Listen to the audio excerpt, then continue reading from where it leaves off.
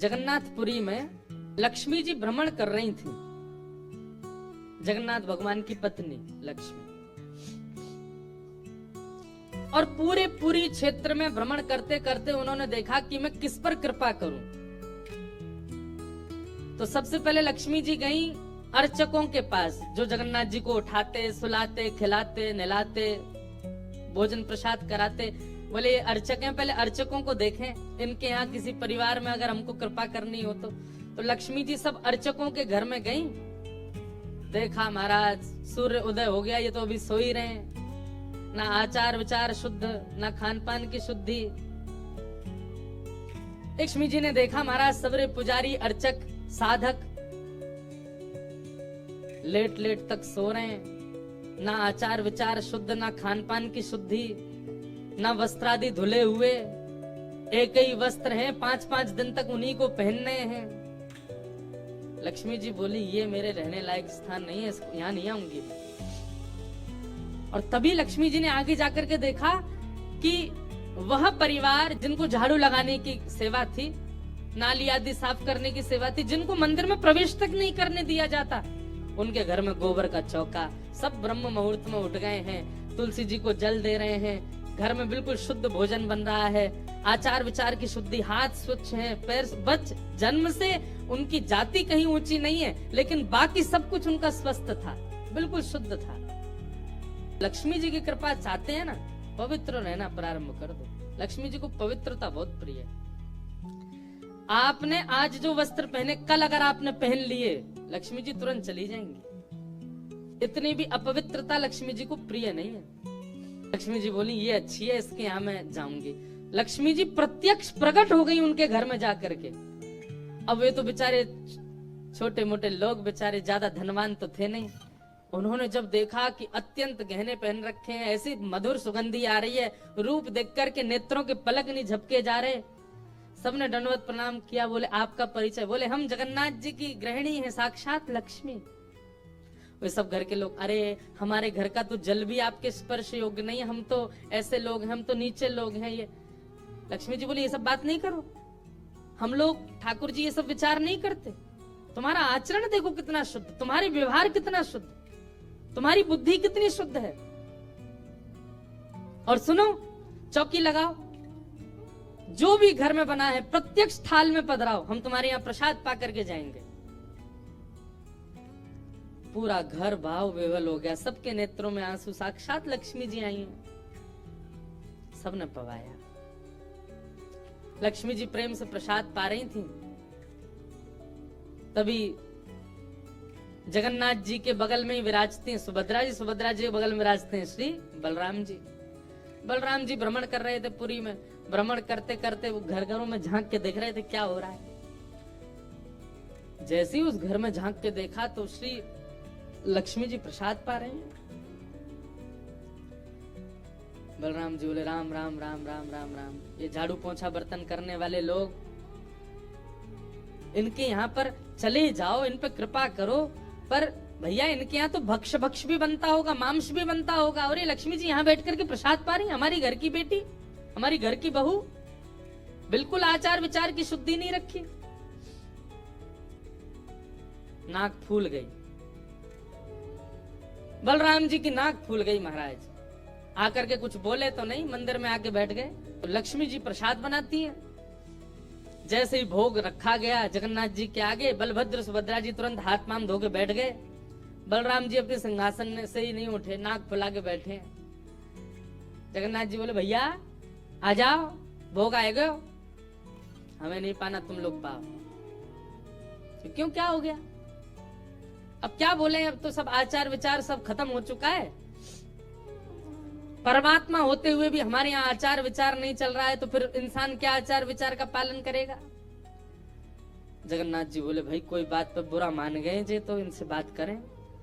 जगन्नाथ जी गए, भैया कहा भयो, आप इतने उदास क्यों, इतने नाराज क्यों? सब बात बताई बलराम जी ने। बोले लक्ष्मी जी आज सुबह सुबह एक ऐसे के घर में गई और वहां जाके प्रसाद पा रही थी, बिल्कुल विचार नहीं किया, कहाँ शुद्धता कहाँ अपवित्रता। हम तो इनके हाथ का बना भोजन नहीं करेंगे।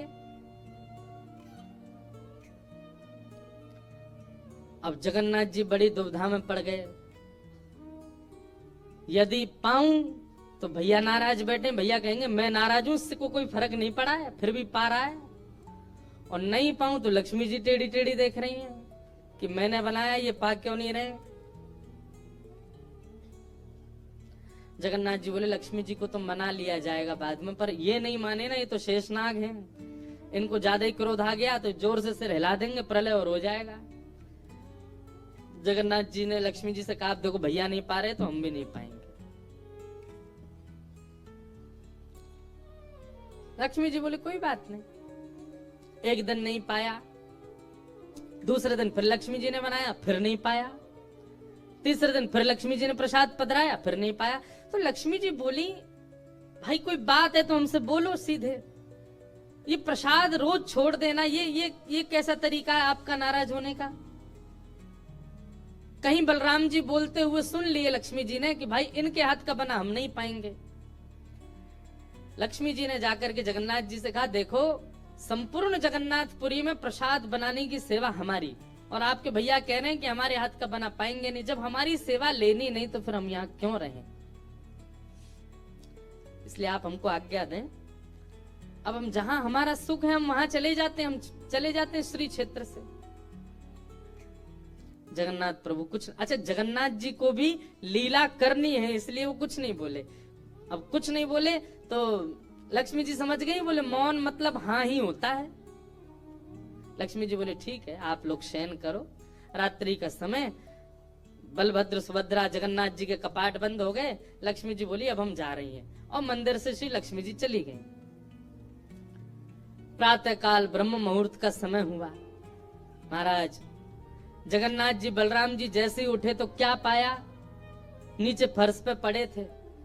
कहाँ सोने के सिंहासन पर सोते थे, सोने के बिस्तर पर सोते थे, बढ़िया लत्ता पहन के रहते थे, गले में स्वर्ण की मालाएं, हाथ में स्वर्ण के कड़ूला, पाम में स्वर्ण के कड़ूला आदि सब पहन के सोते थे। लेकिन लक्ष्मी चली गई तो सब चला गया। सवेरे उठे तो फर्श पे पड़े थे। बलराम जी बोले लाला जी कहाँ है वो, हमारे सिंहासन वगैरह कहाँ चले गए। ठाकुर जी बोले लक्ष्मी जी चली गई ना, लक्ष्मी तो मतलब सब होता है। बलराम जी ने अपनी तिजोरी जाकर के खोली, सबरे वस्त्र चले गए, आभूषण चले गए, सब आयुध चले गए, फटे पुराने मैले कुचैले बिना धुले महीनों के सालों के वस्त्र पड़े थे। और यही होता है, लक्ष्मी जाती है तो यही रह जाता है। लेकिन बलराम जी भी अपनी पूरी उसमें थे, बोले कि हम भी कुछ नहीं कहेंगे, ठीक है जैसे हैं वैसे रह लेंगे, कोई लक्ष्मी जी के जाने से हम पे फर्क थोड़ी पड़ रहा है। चल लाला भोजन को समय है, क्यों प्रसाद पामे। ठाकुर जी बोले कैसे प्रसाद पाएंगे, प्रसाद तो लक्ष्मी बनाती है, लक्ष्मी चली गई, खुद ही बनाना पड़ेगा। बोले हाँ हाँ तो हम पे कोई बनावे कमी, हम दोनों मिलके बनाएंगे। कृष्ण बलराम दोनों गए रसोई घर में, जाकर के देखा तो महाराज वहां से अन्न दाल चावल सब चले गए, क्यों सब लक्ष्मी से ही आते हैं। कहां तक है, चूल्हा जलाने की लकड़ी भी नहीं बची, वो भी लक्ष्मी से ही आती है। लक्ष्मी गई और सारी श्री लेकर के चली गई अपने साथ। अब तो दर्शनार्थी आने बंद हो गए, क्यों मंदिर की श्री भी चली गई। जगन्नाथ जी और बलराम जी चुपचाप बैठे हैं अपने सिंहासन पर, भूखे प्यासे बेचारे, आंख बाहर निकल आई। बलराम जी बोले लाला, बोले हाँ 2 दिन है गए लाला, भोजन ना एक कियो, और 2 दिन पहले गुस्सा में ना कियो, 4 दिन है गए, और कछु है भी ना, कहा करें। देखो इस बात को कोई ऐसे मत ले लेना, लोग सोचने वाले यूं भी लेते हैं, बताओ महाराज जी कुछ भी बोल रहे हैं, वो साक्षात ब्रह्म है, लक्ष्मी जाने से उन पर कोई प्रभाव पड़ेगा, लक्ष्मी जाने से कोई प्रभाव नहीं पड़ता ठाकुर जी पर ठाकुर जी बलराम जी को ये बताना चाह रहे हैं कि भाई किसी को हे दृष्टि से मत देखो, उसी के लिए पूरी लीला हो रही है। ठाकुर जी बोले दाऊ दादा एक काम है सके, बोले कहा। बोले समुद्र के किनारे स्वर्ग आश्रम है जहां पर लोगों की अंत्येष्टि होती है। बोले हाँ मैंने एक बार देखा था, वहां पे लोग कटोरा लिए बैठे रहते हैं और उनको कुछ ना कुछ मिल ही जाता है, आपकी आज्ञा हो तो वहीं चलें, कछु तो मिल जाएगा। लाला पूरी दुनिया काकेगी, बताओ कृष्ण बलराम क्या कर रहे हैं ये। बोले ऐसे थोड़ी जाएंगे, रूप बदल के चलेंगे, कछु तो मिलेगा, पेट तो नहीं भरेगा हमारा। लक्ष्मी जी तो आएंगी नहीं, नाराज होके चली गई। बलराम जी बोले हाँ हाँ जान दे, ये बहू क्यों बड़े नखरे हैं, चली गई तो कहा हम का भूखे रहेंगे, चल लाला मेहनत करके उद्यम करके भिक्षा मांग के पालेंगे। और श्री कृष्ण बलराम दोनों छोटे से बालक का रूप धारण करके गए और स्वर्ग आश्रम के बाहर कटोरा लेके बैठ गए, कोई कुछ तो दे जाएगा।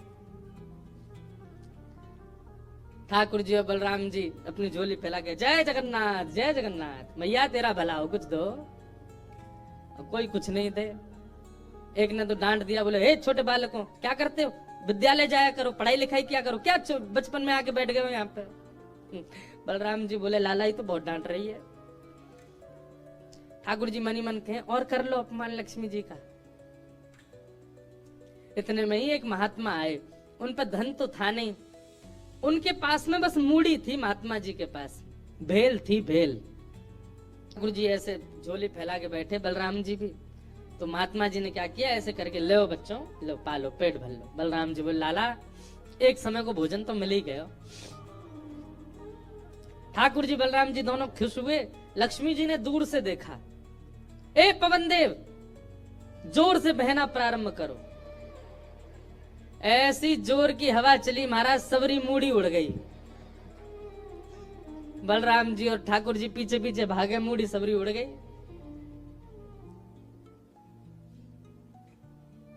बलराम जी बोले लाला ये क्या हो गया। बोले भैया हम संकोच में कुछ कहते नहीं, आप बड़े भैया, पर हम एक बात कहें, लक्ष्मी के बिना सवाल हो रहा है हमारा। ठीक है बहू है, आपने समझा देते, आप भी बिल्कुल नाक फुला के बैठ गए, गुस्सा है के बैठ गए, चली गई बेचारी। यदि वे प्रसन्न हो जाए तो फिर सब ठीक है जाएगा। अरे ना बेटा कोई बात नहीं, हम तो क्षमा मांग लेंगे, तेने पहले क्यों ना कही मुंह। ठाकुर जी बोले अब कोई बात नहीं, अब चलते हैं, ढूंढे उनको कहाँ है। पूरे पुरी में ढूंढा, कहाँ है लक्ष्मी जी। लक्ष्मी जी उसी कन्या के घर में थी, उसी घर में थी जहां देख करके बलराम जी को हीन भावना आ गई थी। बलराम जी लेके गए, लाला यही घर में बैठी जब मैंने देखी काई। वहां जाकर के देखा तो महाराज उस घर में बिल्कुल जैसे मंदिर की रौनक होती है, ऐसी रौनक उस घर की हो रही थी।